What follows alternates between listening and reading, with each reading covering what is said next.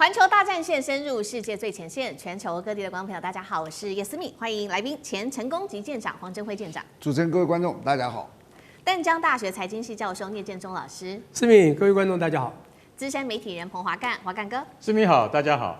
好，观众朋友，今天在中日之间的这一场争议已经持续延烧到这个整个第一岛链。今天就军事上，我们会特别的来做关注。我们先来看到今天会请来宾帮我们特别解读的3个火线话题。首先，第一个我们会来看到的是中俄现在一起合作在空海的部分同步压境给日本施压。首先，我们看到的是中国大陆它出动它的辽宁号在日本的周边之外，还包括了来自于俄罗斯跟中国大陆的轰炸机，包括了来自于俄罗斯的图95跟大陆的轰6，组成了一个编队跨越在对马海峡跟宫古海峡。等一下会有比较清晰的地图带观众朋友来看。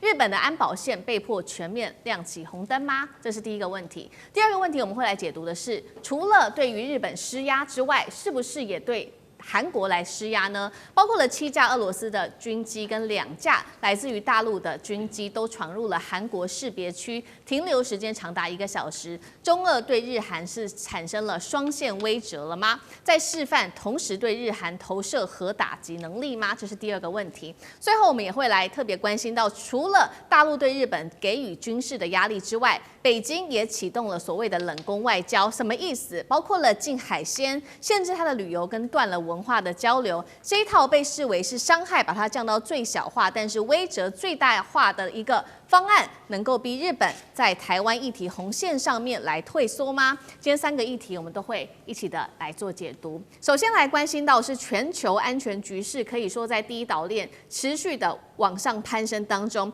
中国大陆的航母辽宁号正在绕着日本航行之际、演训之际，日本防卫省丢出了一个震撼消息。现在看到的是中俄之间他们的战略轰炸机已经联手出动了。要特别注意到的是，这是第一次中俄的轰炸机跟中国大陆的航母同时一起行动。空中压境的画面，我们先来看到，包括了2架俄罗斯的图95轰炸机从日本海进入到东海之后，在上空和2架来自于大陆的轰6轰炸机一起做汇合。下一张图片，我们来特别看到他们走的这个行径，请导播特别来帮我们放大看。好，这是日方特别公布的有关于中俄他们的轰炸机行走的途径。我们来看到的是2国军机是一路沿着对马海峡、4国外海到太平洋，最后是绕到了宫古海峡，完成了这个长距离的一个战略巡航。当然，在往返的这个宫古海峡途中，又后来再加入了包括了4架的歼16加入护航。回到上一章，我们持续看到同一时间，日本的上空还出现了包括俄罗斯的预警机跟2架苏30的战机。节目一开始，我们要特别请教舰长如何看了大陆的航母辽宁号，再加上中俄他们能够挂核弹的这种轰炸机绕行日本，特别剑指包括了不管是对马、宫古海峡，我们要来解读这当中的战略意涵。中俄对日本的战略施压会不会持续的上升再加码？舰长怎么看？我一开始接触这个问题的时候，我都觉得这是一个例行的嘛，就好像老共如果对台湾不满，这个环台军演，到后来也都是这样落幕了。可是最近我开始看到中日的这个东西开始我还在抱着看热闹的心情，我也就会慢慢淡去了。可是我告诉你，我现在的心情非常沉重。我很少去耸动去说一个事情，可能我杞人忧天。大家去听听看我的这个想法第一个，我先说这次是派了一个航母辽宁舰去那里你知道所有的军舰它每年都有一次考试，大概1年要1次。大家可以看到所谓的战斗群的训练这个资料，大家可以看。我很快的讲一下辽宁舰的时候，你看到没有？刚开始成军不算，后来你看到没有？2021、2022、2020、21、22、23说他大修，所以2年空了。25又1次，这一次呢，你看到没有？这是山东23、24、25，几乎1年1次，就是他的一个测验考试。可是辽宁这一次最近又跑到了这个那里去起降直升机了。他就是我到那里几天，他上次什么时候？今年5月。所以我现在可以肯定的告诉你，如果我们按这个来看的话，这一次解放军是真的专门派的是辽宁舰去威吓日本的。就在他那里，而且就在他的那个叫做琉球群岛这里。那我在想说啊，他这次为什么要这么严肃呢？这次啊，当高市早苗说这个事情的时候，大家都在想说，你就是要介入台海嘛？你有没有发现北京很厉害？他不跟你吵，你有没有权利介入台海？他把时序一下拉到了二战，先个是跟那个习近平打电话跟川普说，你们这个破坏二战后的秩序，什么写信给联合国秘书长，什么战败国、战胜国，什么反法西斯，什么日本要这个军国主义复苏，他把它全部拉回去了，你知道？那你一拉回去之后，如果我今天跟你讲说你不能干涉台湾，那还有的吵。台湾地位啊，什么这个来讲呢？可是当他拉回二战的时候，我告诉你，没有人能够支持二战的战败国，那就是日本。你知道，在整个亚洲有2个战胜国，俄罗斯跟中国，所以他们2个现在团结起来，你会发现他在威胁的就是日本。为什么？因为我仔细想想，你以为只是日本吗？我不认为，我认为这最后牵扯到台湾，因为北京现在最大一个问题，大家去想哦，是什么？你知道？台湾的统一。你知道这是他的一个历史使命，他非要做。可是你可以看到，很多人都说你这样做起来会打得很大。那台湾很大一部分人知道说，其实我们打不过解放军，可是美国国际盟友会帮我们。你看，这次日本是不是说就要帮我们了？我跟你讲，有史以来，如果北京要觉得抓到一个机会，要证明给你们看啊，将来美国跟国际盟友绝不会帮台湾的机会就是现在。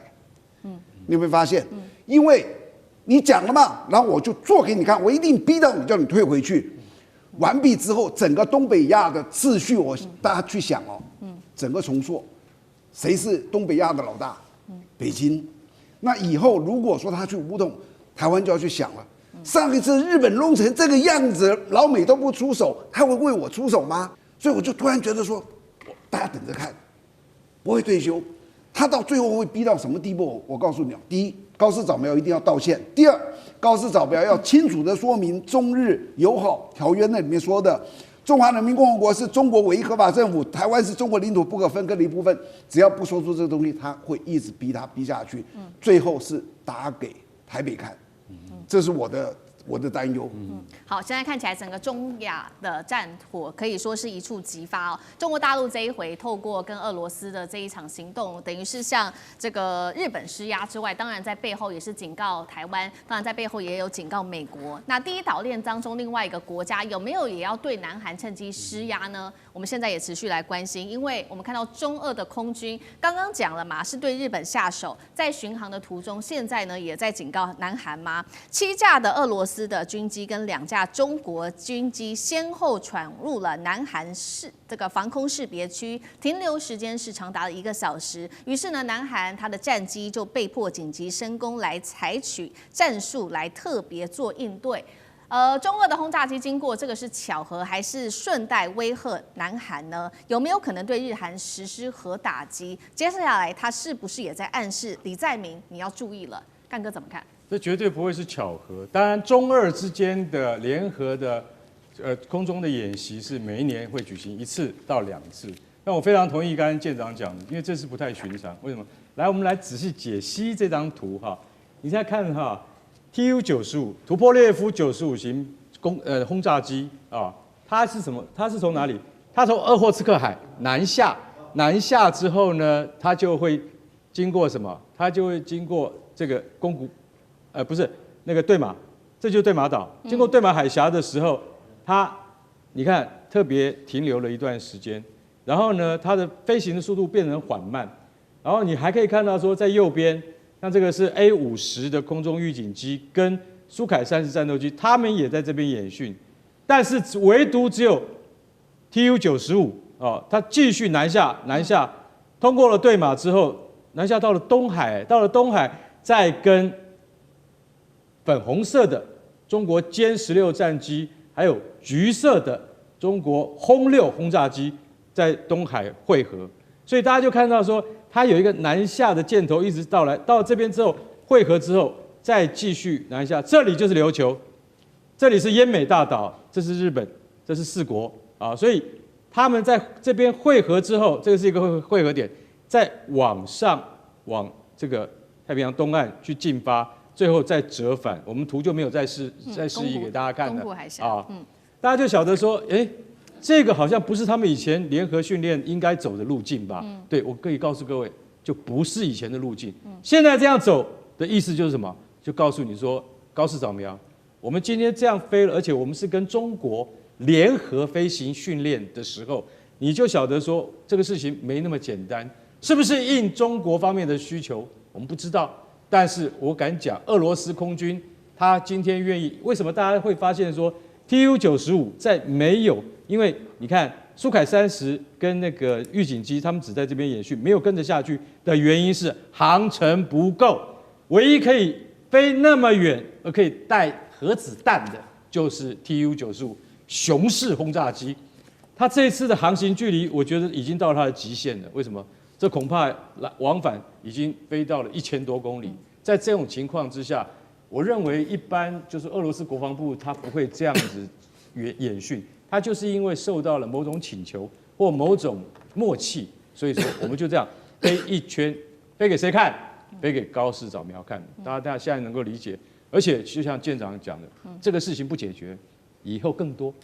继续像这样子的演练，所以他在通过宫古岛，他在通过对马的时候，他遇上了韩国的 KDIAZ， 就是韩国的飞航情报区。他经过了这个地方的时候，韩国战斗机必须要起飞拦截。为什么？因为这个地方其实坦白讲一句，韩国的这个飞航情报区上面也跟俄罗斯有争议，那这个地方呢是跟中国有重叠的地方。其实坦白讲一句，大家多年以来都相安无事。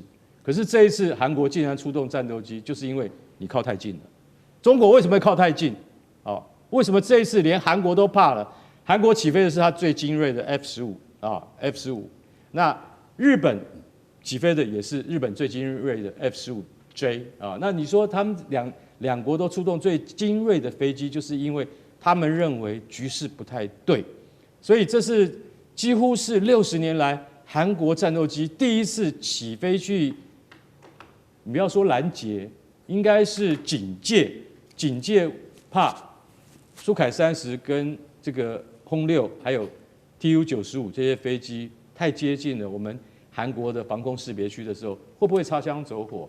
所以其实我觉得这一次不仅仅是让日本会警醒，而且也让韩国的李在明会说，你要晓得哦，我们中韩一向友好，但有一天要是局势变了，你脑袋要先想清楚，你到底要站哪一边，这是最大的警示。好，这是解放军特别对日韩美台做出的一个警告，这个是在军事上面的施压。另外一方面，我们今天也会特别来解读的是这个大陆的动作，还有在其他的外交上面做更多的施压，包括了经济，这个被称为是冷宫外交。等一下请聂老师来帮我们特别做解读，包括了几个动作：禁止日本的海鲜旅游市井，取消文化交流。经济学人说，这样子的冷宫外交是把伤害降到最小，可是威慑可以最大化，其中就是要告诉日本说，台湾问题是一个红线，你不要碰，要让这个人民心存恐惧，那目标就达成了。这跟美国的经济制裁又有什么样的不一样？聂老师又怎么看 ？OK， 刚讲冷宫外交，其实大家了解一下冷宫，我们以前说打入冷宫，好 ，OK， 你打入冷宫，当然就会害怕，这处罚的一种方式啊。这里面呢有一个很重要的关系叫主从关系，通常比较高位的人才会对低位人说：“我要把你打入冷宫，对不对？”美国一向如此啊！我用301方案，我用紧急这个条款，我就觉得你谁不听我话，我就把你打入冷宫，就让你这个各地方都受不了。现在有底气的国家就2个嘛，美国现在还是有，中国我们的对岸真的已经强到非常有底气。尤其这一次啊，中日事件，我觉得就很多场电影都出现，你看歼15、F-15这种，马上锁定这个火控雷达，lock up 你。马上告诉你，你再出问题，马上就毁了。所以他回去，还有第2辆英勇的战士还回来，又待了30几分钟。我跟你讲，这个都是电影情节，这很有趣。不过真的表面有趣，暗底下真的不有趣。也就是这个国际间的问题啊，这地缘政治只要弄到了一定高点，那有一些国家是没有办法接受。尤其我们讲对岸对日本，我们讲台湾真的有事，好像也不太会有事，因为对岸不太会打台湾。日本真的有事，我告诉你，真的就会有事。敲桌子，因为激动了。我再跟你讲一件很重要的事情，为什么这次我们的对岸已经强调很多，说我们剑已经上弦了，枪已经上膛了，随时你只要再忍我就打，但是要师出有名，所以很难师出有名。他先做一些冷攻制裁，当然这个美国也做很多嘛，当然这一套蛮像的，就中国也惯用了，只要底气到了就可以用，就是主人可以对你不听话的小弟讲这种话。当然不管怎么说，就是他第一个，首先这个你的海鲜进口他也帮你守住了，发布了旅游警讯，而且那个艺人呐到中国也被有没有像这个攻击部这些也被中国呢所有很多的限制。当然他所做的很多事情也会被人家讲话也就是他会自伤嘛，你打人家也会伤。尤其你现在做很多动作，不管这次公说公有理，婆说婆有理，你说中国有没有先预警日本，或者说预警之后呢，即便预警你还是有点想故意过红线，因为从我的角度来看，现在中国是很敢这样做。我故意靠近，但也没有完全靠近，日本就会怕，他就一定要有飞机上来。当然他也不叫侦察机，他是 F 就准备战斗的 F-15就上来了，不是侦察机先说叫你走哦，就马上上来。那歼15还好一样嘛，是的，是军力，但人家的科技已经到达一定的，马上用火控雷达帮你锁住。这个雷达定位太厉害了，所以日本就会出问题。那我现在一个重点就是，现在这个问题等等一直发生，现在又跟俄国这样子来嘛我觉得这个恶霸之名一定会被，尤其西方的主导的美国世界去讲，民主联盟一定说中国现在在惹事。好，那他我觉得不怕，因为这种已经被讲很多，像他们在定什么世界的轴心4国有没有？不就已经在讲这个从伊朗也在里面，俄国、中国这几个国家，北非就是 CRINC 轴心4国，这种恶名他也不怕了。我觉得他们现在在讲说，他们一定要达他最大的目的，也就是当然一定会伤，就是让伤害最小化。你刚刚讲的这个威慑最大化。对。不过现在还讲说，这次因为我讲对岸的底气到了一定水准之后，他现在在做的就是施压还有示威的动作。而且他不但是他收回这个话，这还不够哦。你让我捡到一把枪了，我枪又上膛了，你还要做到刚刚你最后讲的很重要，你一定要承认台湾是 PROC 不可分割的领土的一部分。他甚至要他最后到承认，搞不好你光收的还不够，所以我觉得中国现在可能要的更多，甚至领土上，琉球之前的钓鱼岛，我觉得中国现在要随时动弹不难了。他现在这一次在琉球附近，琉球他也不一定多么重视，因为他重视台湾，重中之重。可是琉球我觉得也是他准备要做的动作，后面大概就是台湾。我觉得这个有一系列的动作会在后面演出。对，好，谢谢聂老师。那我们休息一下，马上回来。